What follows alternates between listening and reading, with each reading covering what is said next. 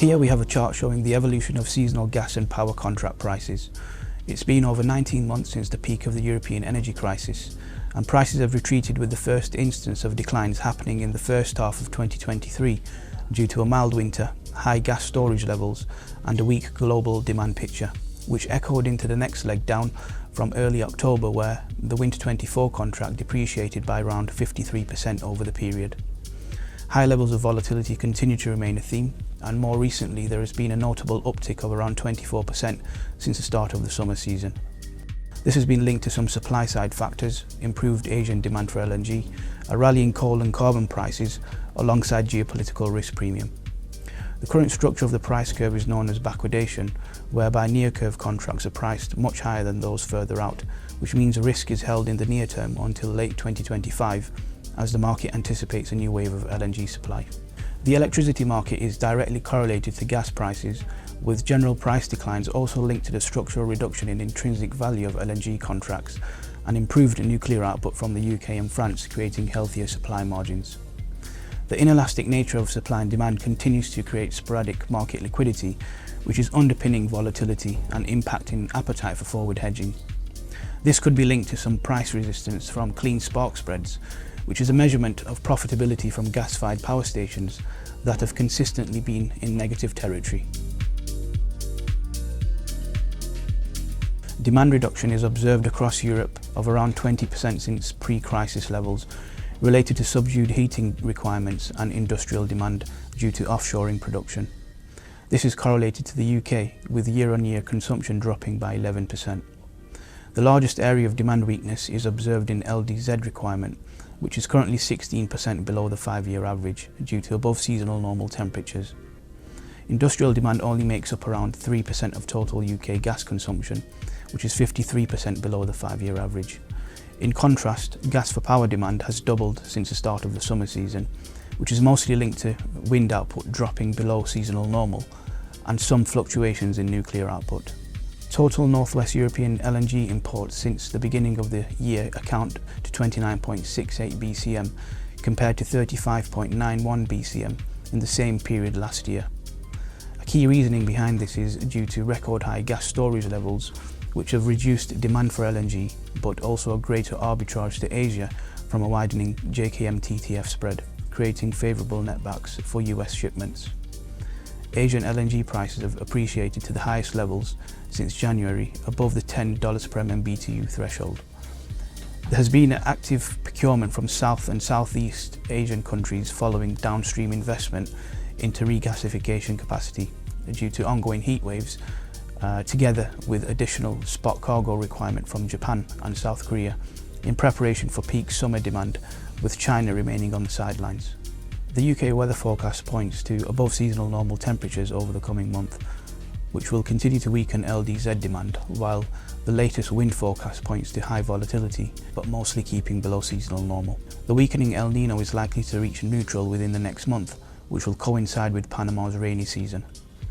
Now, this should continue to increase Gatun Lake levels that feed into the Panama Canal, which is a key shipping route for US into Asia. The NOAA currently forecasts a 69% chance of El Nino conditions emerging between July and September. Now, El Nino conditions can be associated with increased risk of cold snaps during the Northern Hemisphere's autumn-winter. Gas supplies into Europe remained strong throughout the Northern Hemisphere last winter. Norwegian flows reached record highs in December 23 and could be on track for a record year in 24, especially given the Norwegian maintenance schedule is much lighter for 2024. US LNG was also key in supporting the European supply picture, with over 60% of US cargoes heading to Europe in 2023. Drought conditions on the Panama Canal, coupled with volatile Red Sea route, meant Europe remained the favoured destination. Both of these factors, coupled with mild conditions, meant Europe exited the winter with record storage levels of 58%, removing significant refill pressure this summer and leading some analysts to project that mandatory 90% fill levels in Europe could be met by August.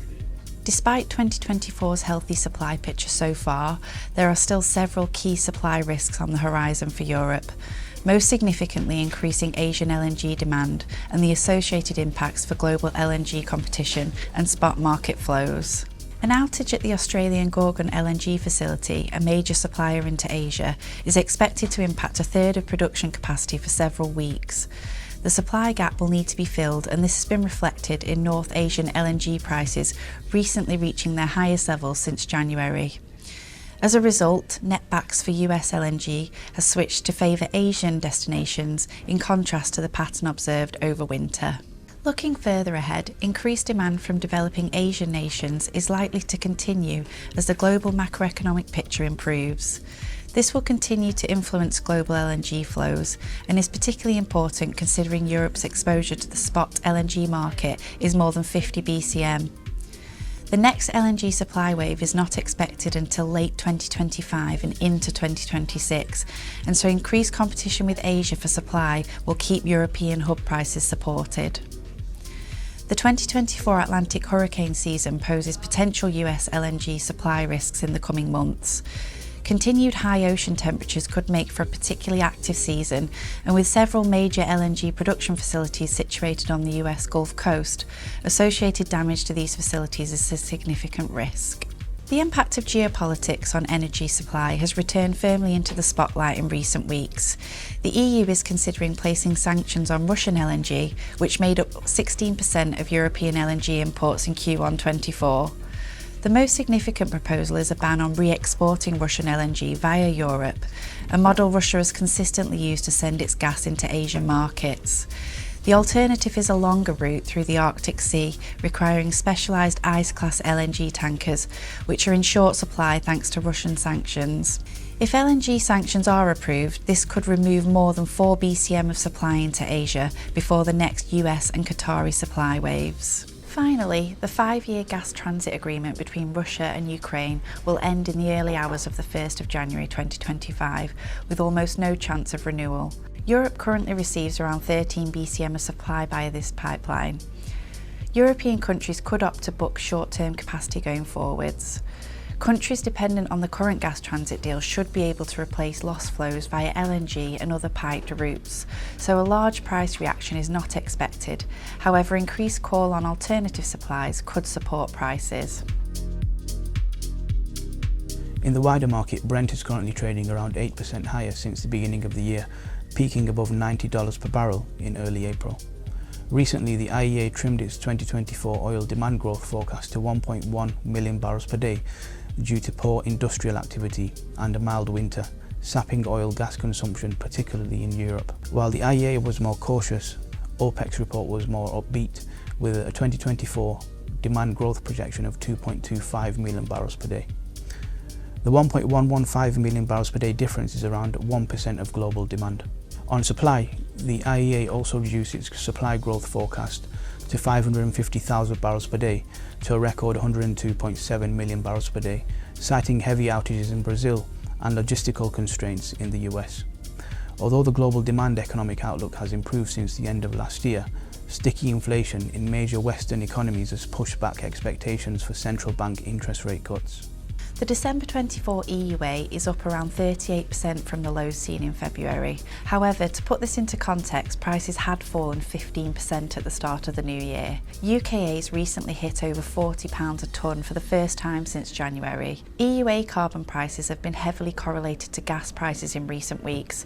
Rising gas prices incentivise more coal-fired generation, pushing up demand for carbon permits. In recent weeks, commitments of traders' reports have shown investment funds decreasing their short positions on secondary EUA and UKA carbon markets, signalling investors have become more bullish. Key areas to watch in the coming months will be potential for increasing demand if the macroeconomic picture improves, with rate cuts later in the year, and for UKA specifically, any market reforms resulting from the forthcoming general election.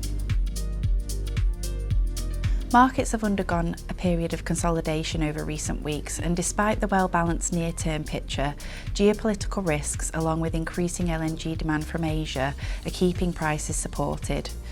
Given the nature of these supportive factors, significant further downside could be limited. We're also progressing through the summer season, and winter 24 is now well within focus, with weather remaining a significant unknown. Managing exposure to these potential risks is essential as we navigate the next few months. For customers on flexible contracts, increasing market risks means the risk-reward ratio for holding large open positions has narrowed. For this reason, customers may wish to consider increasing coverage, particularly on the front winter and for summer 25. For customers requiring a fixed price contract, we would recommend tendering your contract to the full marketplace as soon as possible. Customers with October renewals should look to agree a contract within the coming weeks. That brings us to a close on this update. If you have any questions, please feel free to contact us. You can also find the latest energy market commentary from our experts on the Trident Utilities website and social media platforms. Thank you for listening.